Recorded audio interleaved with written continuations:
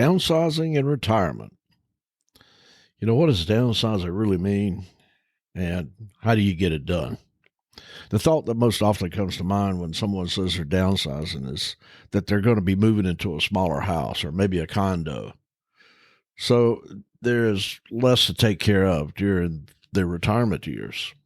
But downsizing involves quite a bit more than that. There's multiple items that you need to consider. So in today's episode, we'll go over some of those considerations as well as some strategies that might help you when it comes time to downsize. So stay with me, and I'll be right back. You're at the Five Forks. Well, hello and welcome. Thank you so much for stopping by. Really means a lot to have you on board. You're at the Five Forks. I'm your host, and my name is Barry. Here at the Five Forks, we discuss topics of interest for the newly retired, those about to retire, and some topics for those that might have been retired for some time. I hope that these things that we discuss will be informative and entertaining, and I hope you check in each week to see what's new. So come along for the ride. Let's get started. Here's today's episode. Well, Happy New Year, everyone. It's great to have you back here at the Five Forks. I'm going to try to get through this. I've been had quite a cold over the last few days, so I might have to stop and take a break, get a little something to drink, but we'll see how it goes. Downsizing in retirement really encompasses a total approach to making your retirement life more stress-free and in some cases more financially secure. And this often involves selling or moving to a smaller home, letting go of certain possessions, and cutting back on unnecessary expenses. The overall goal is to lower your financial obligations and create a more manageable and affordable living situation in retirement. Downsizing can help us free up funds for retirement savings. It can reduce maintenance costs. It can provide a more comfortable and stress-free lifestyle during our so-called golden years. The decision to downsize also affords us an opportunity to explore maybe relocation if that's what you want to do. You can relocate for special interest or, get closer to some place that you visited on vacation. You said, I'm going to come back here one day and this is where I'm going to plant myself for my retirement years. That's always been in the back of my mind when I visit some really nice places. And I've always been fond of the coast, but we have kids and grandkids here, so we downsized and stayed in the same general area that we had lived in previously. But it's almost impossible to fully downsize without facing some hurdles. And I know this because my wife and I went through this process a couple of years ago. We began talking about the possibility of downsizing in 2018. That was 4 years before my planned retirement. And we started looking at what our housing options were going to be. What we really wanted, how would we be able to fit our furniture into the space that we were looking at. It was quite an eye-opening experience, but we realized that, if we were going to lower our taxes, our maintenance, and our normal monthly upkeep, we were going to have to give up some square footage. But it's easier said than done. We spent 2 years trying to find that perfect home, one that speaks to you, as they say, when you walk in. It's no easy task, but I'm really thankful that we started early. So that gave us a lot of time to evaluate every aspect of making that move. And I'm glad we did. Downsizing possessions and reducing your living expenses can help, ensure a smoother transition when you move on into retirement. And there's several things that go into that. By reducing your living expenses, you're going to free up some more money that you could allocate to your retirement savings. You can reduce your financial stress. And some areas that you might want to take a look at are your entertainment subscriptions. I won't name any, but there's multiple subscriptions for TV and movie services that you might find that you could do without. And that's one thing that I did. I went through and looked at all of them and said, okay, how often do we use this? Is this something that we just can't live without, or is this something that we can eliminate and save a few bucks? And when it was said and done, we got rid of most of them and saved a substantial amount of money every month. It adds up when you got several of those subscriptions, which thank goodness we're out of that now. Another thing you can look at is trying to buy your groceries smarter. I'm a list person. I try to stick to the list, and I make a detailed list before I go to buy groceries or anything for that matter, but primarily for the grocery store. And I try to stay within that list. I make sure I get everything that we need, but I try not to deviate a whole lot. If you don't have a list, you're going to go through there and you're going to go up and down every aisle, and you're going to throw a lot of things in the cart that you probably could do without. You're not going to use them in a lot of cases.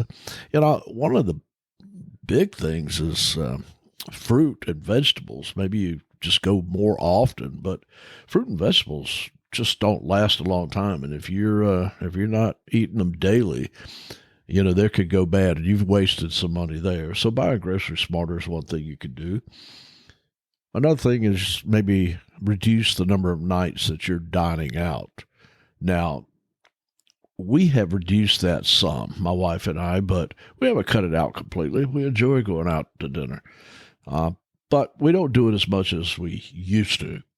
There was a time that we went out probably 4 nights out of the 7. Now we do a little more cooking at home. Of course, retirement affords you that opportunity because you have more time, and it's not a stressful situation to get dinner on the table. Just a couple of things like that can add up to a healthy expense every month. And the savings from cutting out some of this stuff can just give you a sense of security and peace of mind. Downsizing possessions is another thing. It's pretty tough. It's hard to let go of some stuff, but it allows you to simplify your life and focus on what truly matters in your retirement. You can alleviate the burden of maintaining and managing excess belongings, and it gives you more time and energy to enjoy your retirement activities. And if you're planning to move to a different location, getting rid of unused and unneeded possessions beforehand can make the relocation process a lot smoother. Having fewer possessions to pack, transport, and unpack, so it's going to save you time, money, and effort. And, when you downsize, a smaller home or an apartment, typically it's going to come with lower maintenance and utility costs. In some cases, depending on what area of the country that you live in, or where you might move to, you'll have less property taxes to pay and lower insurance costs. And this can help you stretch your retirement budget, minimizing the time and effort required for your household chores and repairs. So moving to something smaller could result in a bit of a windfall of cash. Or if you still have a mortgage, it'll be a smaller mortgage, hopefully. But when you do this type of downsizing, it gives you a lot of flexibility, and it frees up space and it gets rid of possessions that tie you down. A lot of people says, I can't believe possessions tie you down, but they do. And when you do this, you've got a much simpler lifestyle. It can make it easier for you to travel and explore new hobbies, or even live a more nomadic lifestyle. If that's what you want to do, you can hop in an RV and take off across the country. It's provides freedom. Downsizing provides freedom. So you could take cruises, travel abroad, explore. So, in summary, downsizing possessions and reducing your living expenses is going to provide a little bit more financial stability for you. It's going to simplify your lifestyle. It's going to ease,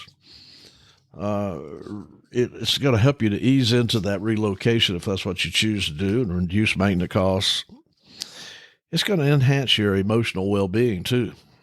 All these factors combined can lead to a smoother transition into retirement and a little bit more fulfilling post-work life. However, there's always a but, isn't there? While downsizing your possessions and you reduce your living expenses, and all that can have numerous benefits, there's also some challenges and a few drawbacks that you got to consider. A big one is the cost of moving. It's not cheap. If you choose to move and you have a professional moving company come in and pack you and move you to a new location, it's going to cost you some bucks. Selling your existing home is most likely going to require that you pay realtor fees. And, when you're purchasing a new home, there's going to be closing costs and deposits and other fees for stuff like utilities or HOA fees. And that's one thing you really need to look at is HOA fees. Sometimes you have a pretty high expense every month that you have to lay out. So all those things you really need to take a look at. Make sure it's the right financial decision for you. But another big one's the emotional attachment. Letting go of your possessions, that whole sentimental value is going to be real difficult. It's pretty emotional. And it's going to require that you make some tough decisions about what to keep, what to sell, what to donate.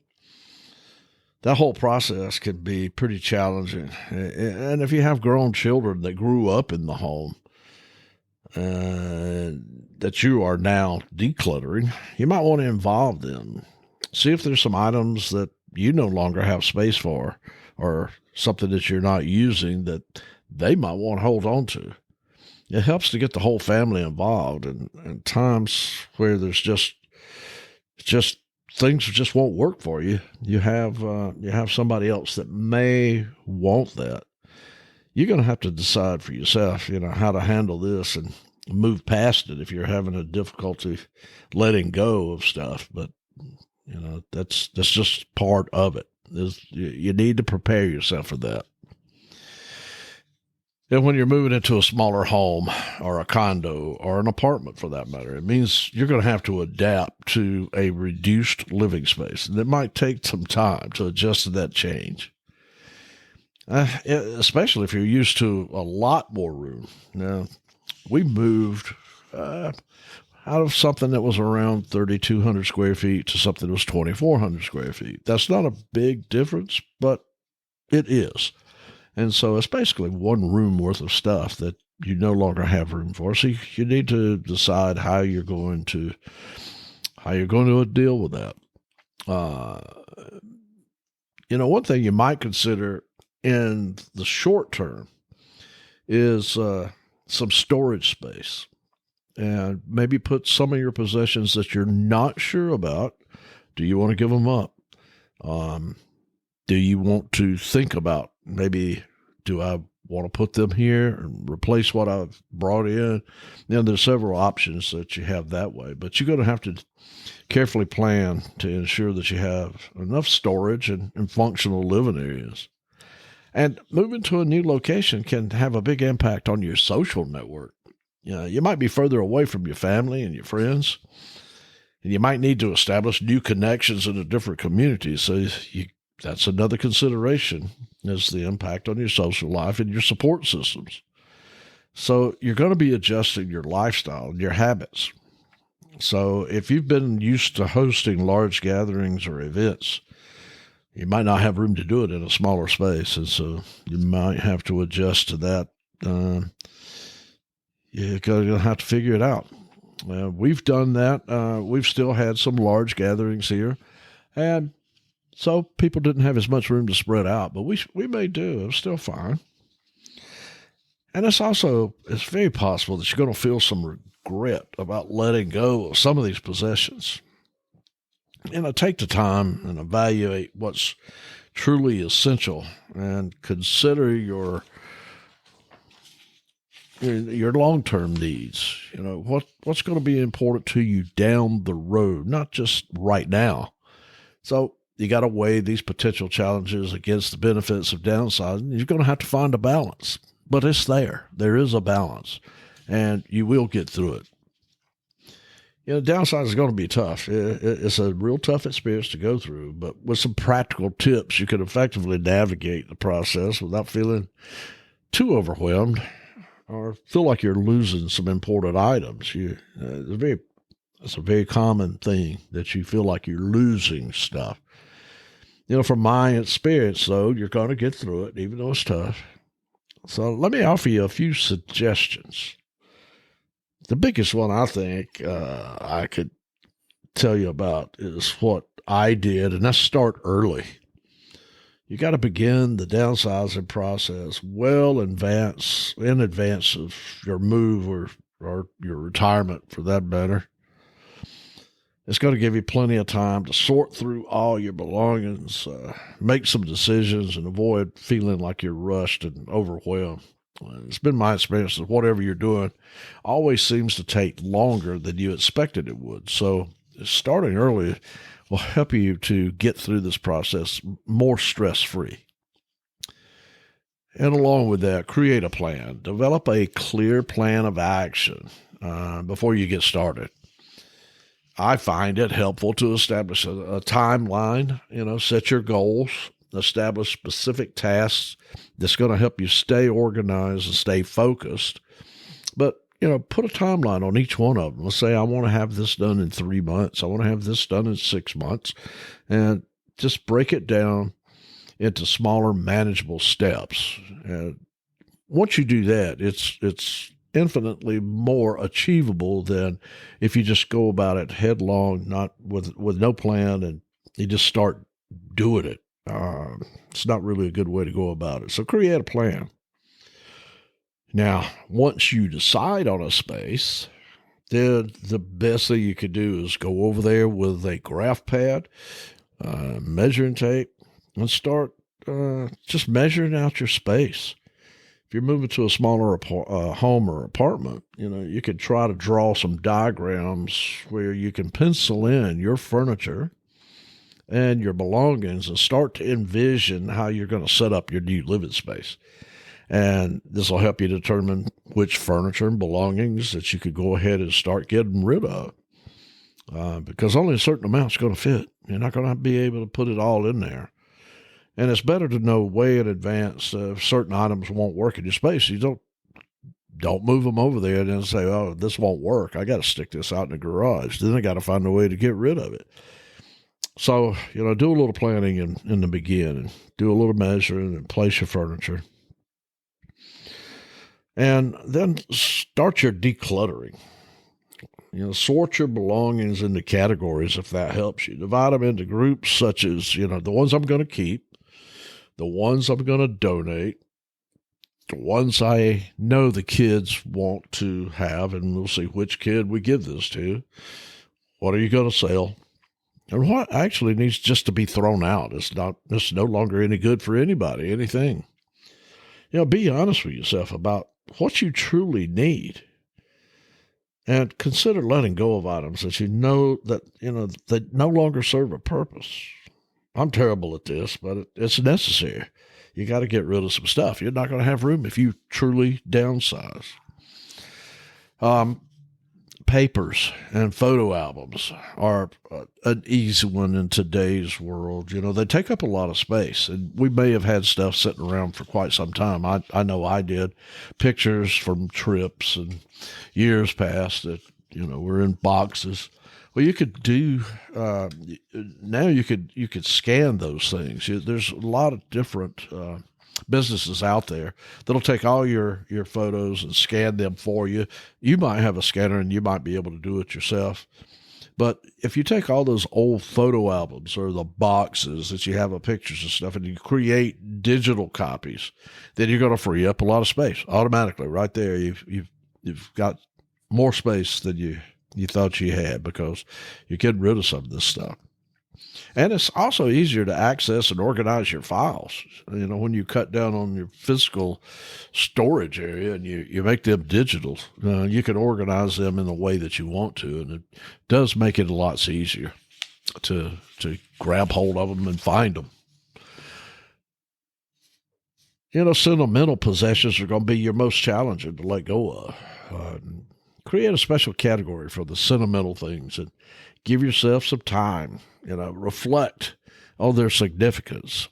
Consider taking photos or making digital copies, like I said before, of your paper and your items. But you might have something that belonged to your dear Aunt Sally or your grandmother that you find it hard to part with, but you really don't use it and you have no use for it. Now, maybe this is another place where your kids might want the item, but you got to think about letting go. You can still see them, if you give them to somebody that friends, relatives, something that meant something to you at some point in time. Even if you give them away, once you visit those places, you'll still be able to see them, and you can enjoy them that way. But it's tough. It really is. There's some things that are sentimental. Now, I know that when my wife and I started in this process, I had a bunch of junk that I was having a hard time letting go of. And she help me. we did go through everything together and, ask a hard question. Are you using this? How long's it been sitting in that closet? When's the last time you really used this? What do you use it for? Do you need it now? And so when that was said and done, we sold items. We gave items to friends, relatives, and we took a lot of stuff to charity and did the donations. And then there were some things I just went to the landfill and got rid of them.